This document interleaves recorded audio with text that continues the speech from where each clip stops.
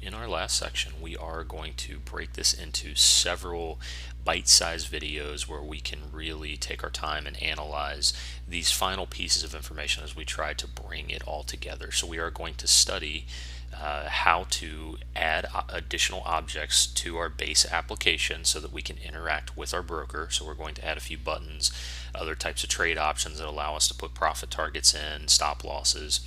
From there, we will also add additional callbacks so that we can see that our data from our broker is updating, so that we can review tables that show us that orders have been placed, look at what our current positions are, how they're performing, and then lastly, we'll dig even deeper into the callbacks for potentially auto trading,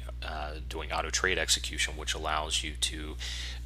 comb through the data table, or that comparison data table that we've created in our last section where we analyze multiple securities. And when you have identified, based upon your characteristics, good entry and exit points,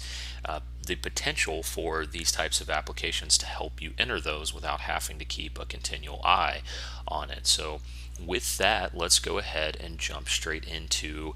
our new application with our additional functionality. And again, this will be in several bite-sized videos